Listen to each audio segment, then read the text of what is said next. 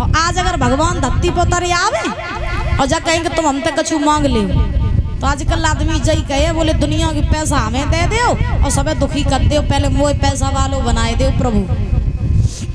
हाँ, सबसे पहले अगर भगवान धरती पे आ जाए तो और जब कहेंगे तुम कछु मांगो, तो आजकल जो 100 साल के डोकर हैं बेउजई कहीं बोले पहले हमें पैसा वालों बनाए दो, जो बढ़िया परे परे खात रहे तो के बाद कछु होवे।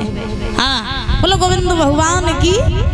तो ध्रुव जी महाराज ने कहा बोले प्रभु हमें आपसे कुछ नहीं चाहिए, लेकिन फिर भी हमारे प्रभु इतने बड़े दयालु हैं। भगवान ने ध्रुव से कहा जा हम तुम्हें ये वरदान देते हैं कि तुम पृथ्वी पर रह करके 36,000 वर्षों तक राज्य करोगी। कितने हजार वर्षों तक? 36,000 वर्षों तक। इतना कह करके महाराज भगवान ने ध्रुव से कहा और सुनो, जब तक तुम्हारी इच्छा हो तब तक राज्य करना, और जब तुम्हारी इच्छा भर जाए तो तुम मेरे धाम को चले आना। इंद्र का ऐरावत हाथी बुलाया, उस पर ध्रुव जी को बैठाया और जंगल से ध्रुव जी को विदा किया। ध्रुव जी महाराज आए अवध में। अवध में कुछ लोगों को पता चला कि ध्रुव भगवान की गोद प्राप्त करके आ रहे हैं, तो क्यों ना ध्रुव जी का स्वागत करने के लिए चला जाए। तो अवध के जितने भी लोग रहे वो आधी रास्ते में ध्रुव का सम्मान करने आए। ध्रुव इंद्र के ऐरावत हाथी पे बैठे रहे, देखा कि मेरे बड़े बूढ़े सब जमीन पे खड़े और हम इस हाथी पर बैठे, तो महाराज आज ध्रुव जी महाराज उस हाथी से नीचे उतर के आए और सबके चरण स्पर्श किए। 5 वर्ष के बालक के भीतर देखो कितनी बुद्धि है। और आजकल महाराज जो 20, 25, 30 साल के हो जाते वे महीना पे 40-45 हजार रुपया कमाने लगे, ने ठीक ठाक करने खान लगे, तो बड़ों का सम्मान करना भूल जाते हैं, बड़ों के सामने झुकना भूल जाते हैं। जब कहो कि बोले बेटा जी तुम्हें दादा है कि पाँव छोले तो पाँव छोइए, तो कैसे छोइए? परियां छोई के छाती तो लगा ली बोले जय हरी हरी। आजकल के लोगों को तुम्हारा झुकना तो है ही नहीं, कहीं झुक जाइए तो फैशन नहीं बिगड़ जाइए। क्यों परीक्षा जी महाराज? आज के लड़के तुम देखते हो पैर कैसे छूते हैं, परियां छोई के लगा ले छाती पे। हाँ, झुकना तो लोग जानते ही नहीं है। लेकिन देखो ध्रुव जी महाराज 5 वर्ष की अवस्था में जिसे भगवान मिल गए हो, उनसे बड़ा दुनिया में कोई हो ही नहीं सकता है। और फिर भी ध्रुव जी महाराज ने सबके पाँव छुए। अच्छा ये बताओ पैर क्यों छुए जाते हैं? बताओ परीक्षा जी। आशीर्वाद के लिए परियां छुए के आशीर्वाद मिल जाओ है? बताओ पैर क्यों छुए जाते हैं? छुआती कर है सास ससुर की, सो नहीं छुआती हो या? हाँ बोलो पैर क्यों छुए जाते हैं? मालूम किसी को? पैर क्यों छुए जाते हैं? नहीं मालूम? हम बताएं, याद रखोगी? सुनो पैर क्यों छुए जाते हैं। पैर छूने के पीछे 2 कारण होते हैं। कौन कौन से? पहला तो ये कि महाराज पैर छूने से बल बुद्धि विद्या आयु बढ़ती है। बड़े ध्यान से सुनना, पैर छूने से परीक्षा जी बल बुद्धि विद्या आयु बढ़ती है। और दूसरा कारण ये है कि जब हम किसी के पैर छूते हैं तो उस व्यक्ति के गुण हमारे अंदर प्रवेश कर जाते हैं। अच्छा पैर किसके छूने चाहिए और किसके नहीं छूने चाहिए? महाराज जो चरित्रवान हो, जो गुणवान हो, जो भगवान का भक्त हो, जो सुंदर भाव वाला हो, महाराज ऐसे व्यक्ति के पैर छूने चाहिए। और जो शराब पीता हो, बेशक तुम्हारा बाप क्यों ना हो, कभी उसके पैर ना छुओ। याद रखना, जो जुआ खेलता हो, मांस खाता हो, जिसकी समाज में इज्जत ना हो, जो भाई का हिस्सा खा करके बैठा हो, महाराज कभी उसके पैर नहीं छूने चाहिए। और सुनो, कभी भी पैर पूरा नहीं छूना चाहिए। जब भी छुआ तो महाराज पैर का अंगूठा छूना चाहिए। क्या? पैर का अंगूठा। चिकाऊ के पाँव छुआ तो महाराज हमेशा पैर का अंगूठा छूना चाहिए। बोलो गोविंद भगवान की। तो ये पैर छूने के महाराज कारण होते हैं। ध्रुव जी महाराज ने सबसे आशीर्वाद लिया, आगे बढ़े। तो ध्रुव जी महाराज सबसे पहले पहुंचे अपनी मैया सुरची के पास। सुरची ने ध्रुव जी को आता हुआ देखा। महाराज दरवाजा बंद कर लिया, दरवाजा नहीं खोला। और जब दरवाजा नहीं खोला है तो ध्रुव जी आज मैया सुरची से बोले, मैया दरवाजो खोला और आई गो तेरो साथे लोलाल। माता दरवाजो खोला आई गो तेरो साथे लोलाल।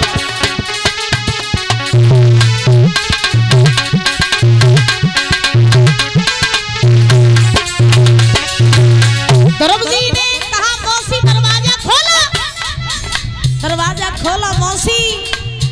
अरे याद करा बात की, जब तुमने मुझे तमाचा मार करके सभा में से भगा दिया था। मौसी मैं वही तेरा सौतेला बालक हूँ, दरवाजा खोलो ना, कुछ बोलो ना मौसी।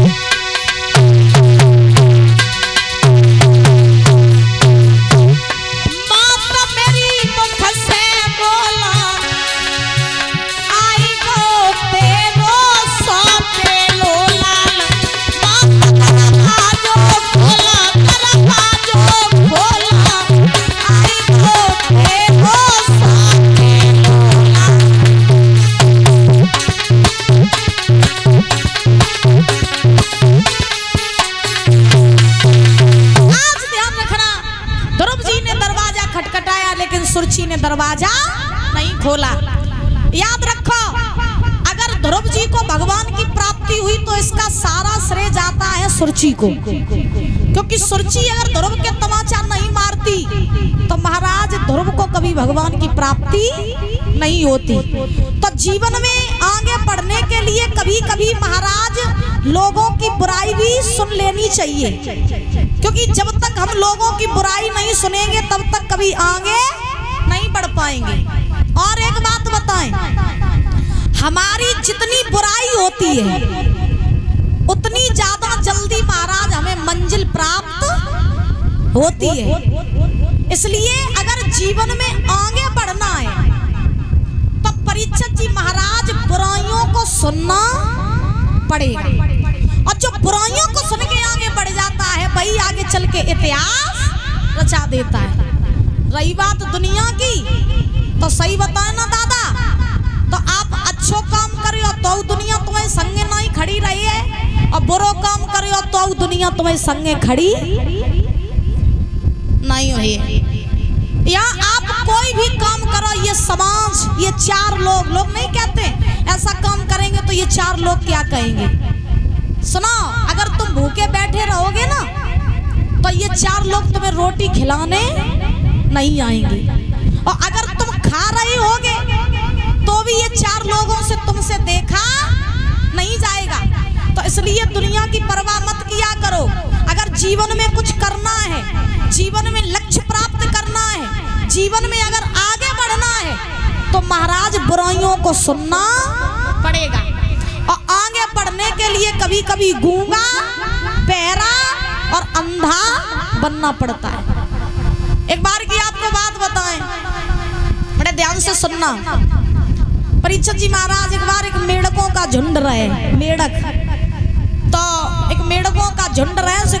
महाराज पहाड़ के पास में सब मेढक इकट्ठे थे, जो समझदार होंगे वो समझ जाएंगे। तो मेढकों का झुंड रहे, तो एक महाराज पहाड़ के पास में सब खड़े रहे मेढक।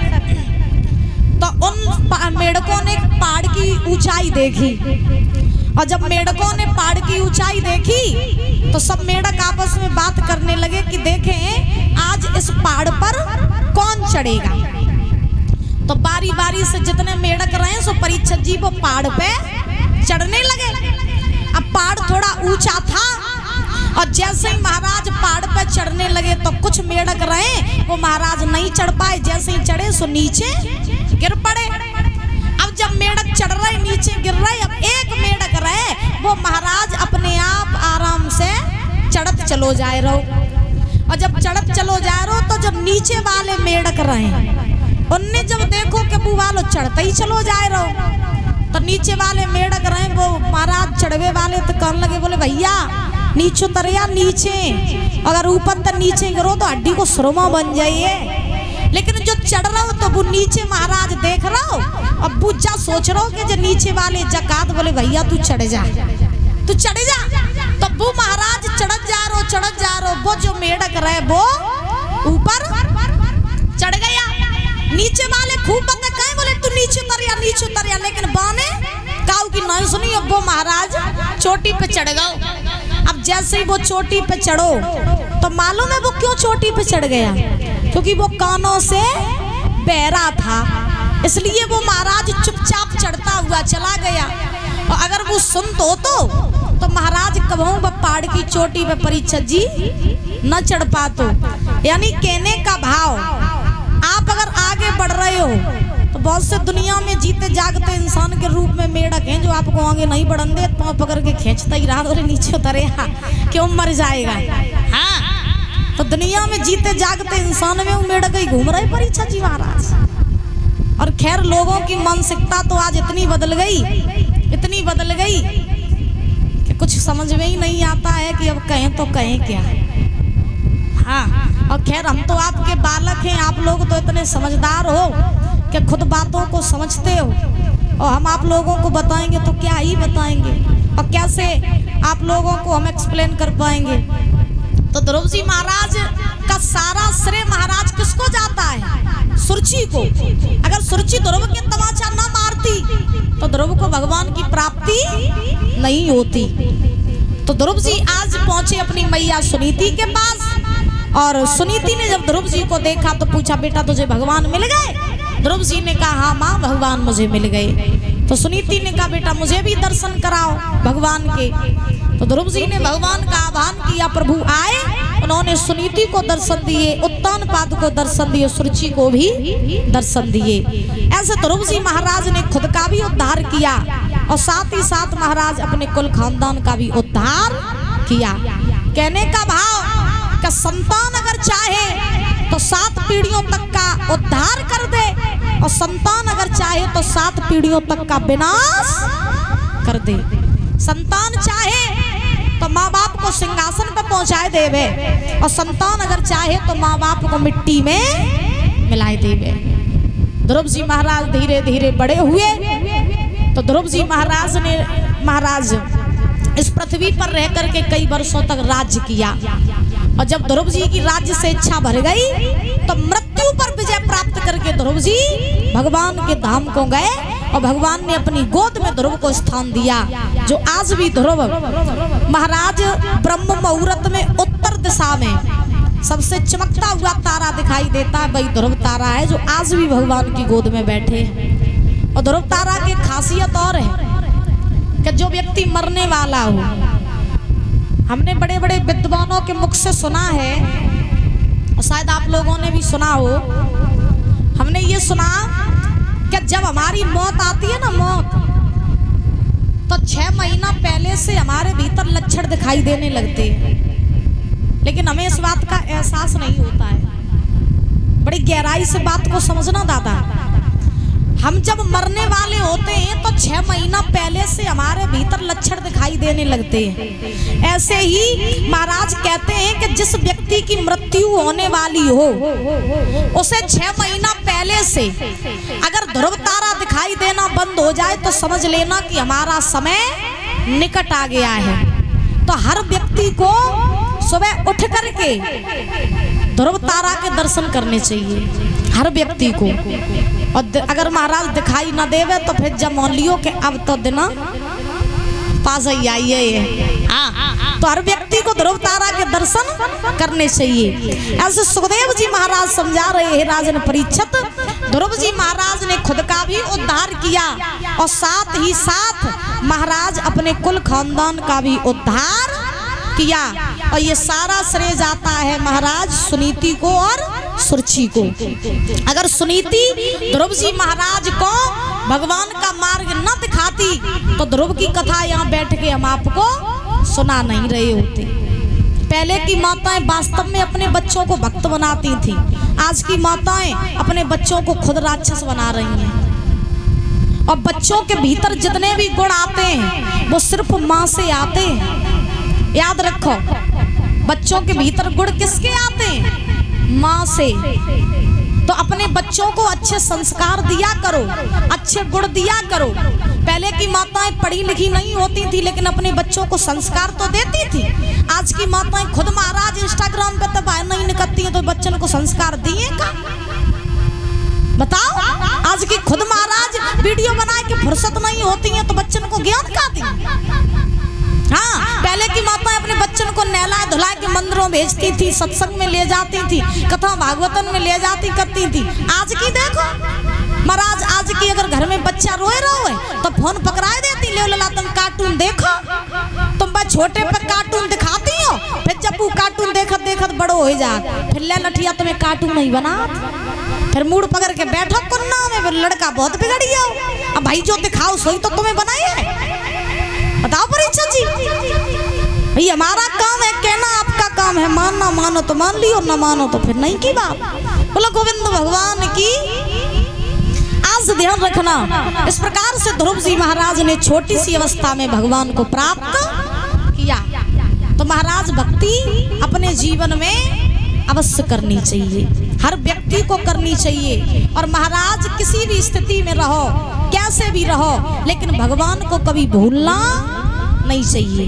जो भगवान को भूल जाते हैं, याद रखो महाराज वो मनुष्य कहलाने के लायक ही नहीं होते हैं। तो हर स्थिति में भगवान को याद करते रहा करो। लेकिन आजकल दुख आई तो मूड पटकी भगवान के ढेंगा, और सुख आई तो फिर महाराज भगवान को भूल जाइए कि भगवान कौन से कौन नाम बैठे हैं, फिर नहीं भगवान को याद करें। और दुख आई है तो प्रभु अब तुम्हारे सिवा हम आओ कोई नहीं। बोली वृंदावन बिहारी लाल की। एक बार प्रेम से बोलो राधे राधे, और जोर से बोलो। आइए ताली बजा।